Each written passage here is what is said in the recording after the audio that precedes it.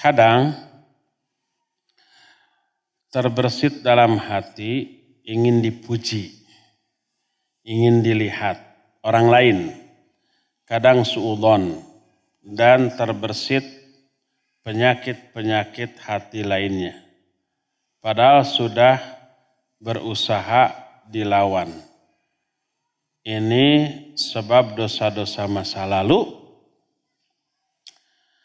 Bagaimana caranya agar kita bisa menjaga hati? Sebenarnya hati tidak bisa dijaga. Kita tidak bisa memanage hati, tidak bisa mengatur hati. Karena antara kita dengan hati kita dihalangi oleh Allah. Wa'alamu annallaha yahulu bainal mar'i wa qalbih. Itu surah Al-Anfal ayat 20. Cari sendiri. 23 atau 24.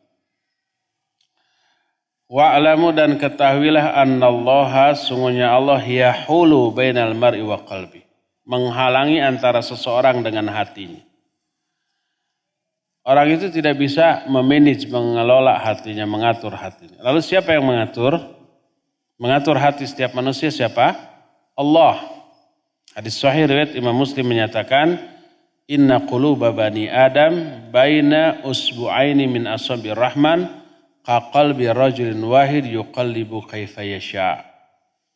Sesungguhnya hati-hati Bani Adam berada di antara dua jari di antara jari-jari Allah seperti satu hati, lalu Allah bolak-balikan itu hati sekehendaknya. Makanya salah satu doa yang masyhur dari Nabi sallallahu alaihi wasallam menyatakan Allahumma ya muqallibal qulub tsabbit qalbi ala dinik. Wahai Allah, zat yang maha membolak-balikan hati, tetapkan hati saya di atas agamamu. Jadi hati kita yang ngatur, yang membolak-balikan, yang merubah-rubah siapa? Allah Azza wa Jalla, bukan kita. Bagaimana caranya agar hati kita tetap diistiqamahkan di atas jalan yang lurus, termasuk bagaimana caranya agar hati kita ini diikhlaskan dalam beramal, dijauhkan dari riya. Cara pertama tentu saja berdoa, mohon kepada Allah. Seperti doa tadi. Allahumma ya muqallibal qulub, tsabbit qalbi ala dinik. Allahumma ya musarrifal qulub, sarrif qalbi ala ta'atik. Baca doa itu. Rabbana la tuzigh qulubana ba'da id hadaitana. Ya Allah, jangan engkau sesatkan hati-hati kami setelah engkau memberi hidayah kepada kami. Wahab lana min ladunka rahmah innaka antal wahhab. Allahumma ati nafsi zakkaha.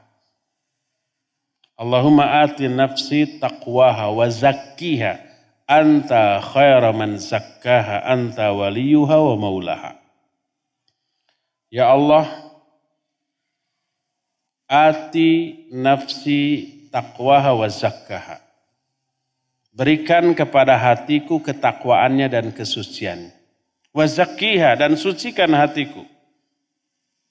Anta waliyuha wa maulaha, engkaulah pemilik dan pelindung hati ini.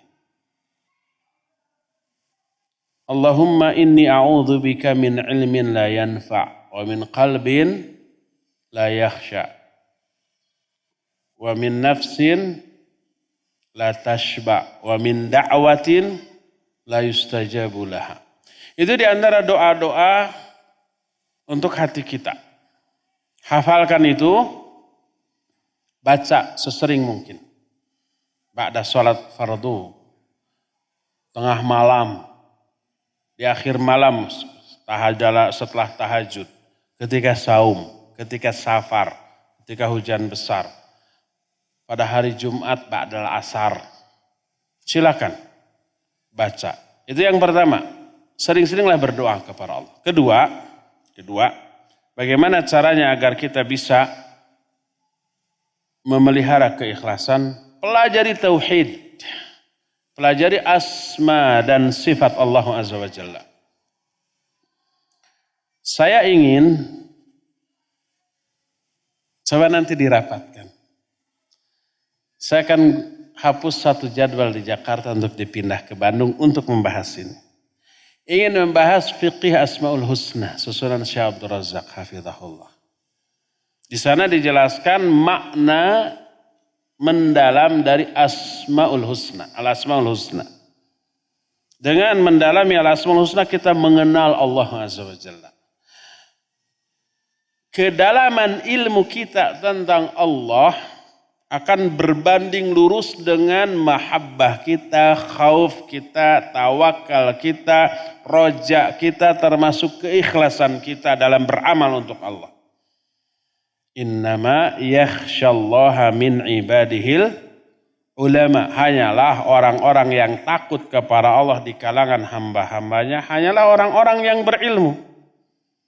Setiap kali bertambah ilmu seseorang tentang Allah, bertambah takutnya, bertambah cintanya, bertambah tawakalnya, bertambah juga ikhlasnya. Jadi sifat-sifat baik khauf ya atau khasyah, mahabbah, raja, tawakal termasuk ikhlas itu sangat dipengaruhi oleh ilmu kita tentang Allah Azza wa Jalla. Makin mengenal Allah, makin besar kadar cinta, kadar khauf, kadar khasyah, kadar tawakal, termasuk kadar ikhlas kita kepada Allah Azza wa Jalla. Pelajari Al-Asmaul Husna. Pelajari sifat Allah. Kenali Allah semendalam yang kita bisa dengan cara pengenalan yang benar. Bukan dengan cara yang salah. Mendalami tentang sifat Allah melalui kacamata filsafat, akan tambah jauh dari Allah Azza wa Jalla. Coba, siapa yang tahu tentang diri Allah? Allah sendiri itu ya. Makhluk nggak akan kenal Allah tanpa penjelasan dari Allah tentang diri Allah. Berkata Abu Bakar, araftu rabbi bi rabbi falaula rabbi ma'araftu rabbi. Aku mengenal Allah melalui informasi dari Allah tentang dirinya. Seandainya Allah tidak mengenalkan dirinya kepadaku, aku tidak akan pernah mengenal dirinya. Allah mengenalkan diri enggak kepada hambanya? Iya. Di mana Allah mengenalkan diri kepada hambanya? Dalam Al-Quran. Diperjelas dengan hadis-hadis Nabi SAW yang sahih. Apa yang Allah jelaskan wajib kita yakini. Apa yang tidak Allah jelaskan jangan kita mereka-reka. Jangan kita mengada-ada. Allah mengenalkan diri Allah begini kita tolak. Enggak, Allah mah enggak begini tapi begitu. Contoh, Allah mengenalkan diri punya tangan. Di mana? Dalam Al-Quran. Yadullahi fauqa aydihim. Tangan Allah di atas tangan mereka. Yadullahi maglulah kata orang Yahudi. Tangan Allah terbelenggu. Allah menyatakan bal yadahu yabsutotan. Bahkan kedua tangan Allah itu terbentang kata Allah. Itu Allah mengenalkan diri tentang tangannya. Wajib kita yakini. Jangan ditakwil. Lalu takwil ini berakibat taktil. Taktil itu mengingkari. Allah enggak punya tangan. Tangan Allah di sana maknanya yang lain. Kekuasaan. Sama dengan begini. Kita bertamu. Tok tok tok tok. Assalamualaikum. Si pribumi menjawab waalaikumsalam. Siapa di luar? Saya fulan. Saya datang dengan memakai gamis putih, kopiah putih. Kata dia, enggak gamis putih. Mungkin yang dimaksud gamis putih itu hatinya bersih. Enggak pakai kopiah putih. Ya mungkin yang dimaksud kopiah putih teh pikirannya juga bersih. Saya datang ke sini pakai ojek. Enggak pakai ojek. Mungkin yang dimaksud pakai ojek itu lari secepat ojek. Ditakwil penjelasan kita tentang diri kita oleh dia dibantah dan ditakwil dengan makna yang lain. Gimana komentar kita kepada dia? Ini orang gila apa ya? Saya sudah menerangkan identitas saya yang perlu dia ketahui, oleh dia ditolak dan maknanya ditakwil. Gila itu orang.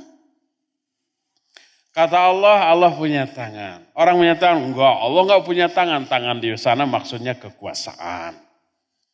Allah punya mata, Allah menyatakan tajri bi ayunina. Enggak, Allah enggak punya mata. Mata di sana maksudnya ilmu.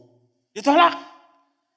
Allah menyatakan Allah punya kaki dalam ayat yauma yukshafu an saqinu wa yud'auna ila sujudi fala yastati'un. Pada hari kiamat Allah singkapkan betisnya. Orang-orang diseru untuk sujud tapi mereka tidak mampu. Betis siapa? Betis Allah. Kata siapa? Kata Nabi SAW. Nabi lebih tahu karena diberi wahyu oleh Allah. Pada hari kiamat setiap orang akan mengikuti sesembahannya masing-masing. Didatangi ini saya Tuhan kamu. Ketika ada orang mukmin didatangi oleh yang lain saya Tuhan kamu. Enggak, saya hafal Tuhan saya. Bukan ini, bukan ini.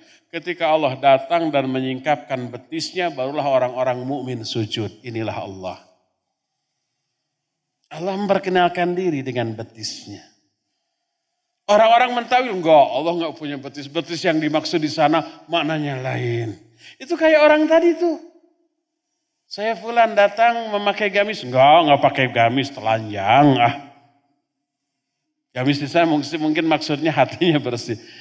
Nah kayak gitu ya, kita aja akan menganggap orang itu gila. Kalau identitas yang kita perkenalkan kepada dia ditolak dan ditakwil dengan makna yang lain.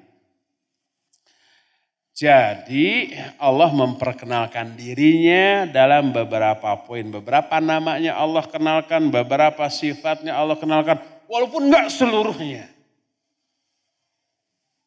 Maka bisa kita pelajari dengan cara yang benar ya. Mendalami asma dan sifat Allah menghadirkan keyakinan lebih. Bertambah khauf kita, khasyah kita, mahabbah kita termasuk ikhlas kita ya. Ini yang kedua, pelajari tauhid, pelajari asma dan sifat Allah. Ketiga, cara ketiga menjaga keikhlasan adalah pelajari keutamaan ikhlas. Pelajari agungnya ikhlas. Agar kita apa? Kabita. Kabita itu teriming-iming, tertarik, termotivasi, ingin meraih keutamaan tadi, lalu dia berusaha untuk ikhlas. Sebaliknya pelajari buruknya lawan dari ikhlas. Buruknya ria. Ikhlas itu punya banyak lawan, punya banyak musuh. Ada ria, ujub, takabur ya. Termasuk sum'ah. Itu lawan dari ikhlas. Pelajari buruknya ria, buruknya sum'ah, buruknya takabur, buruknya ujub, buruknya hal-hal yang seperti itu. Karena kita tahu itu buruk dan berbahaya, ngabiri gini, kita takut. Kalau sudah takut kita berusaha menghindarinya. Itu yang ketiga. Cara keempat, gaul. Tapi gaul dengan orang-orang yang ikhlas, orang soleh, orang ahli ibadah, orang berilmu. Ketika kita ada terbersit ria, dinasihati. Sebaliknya kita hindari gaul dengan orang-orang yang suka pamer, suka ria. Nanti kita terbawa riaknya. Itulah di antara beberapa kiat menjaga keikhlasan.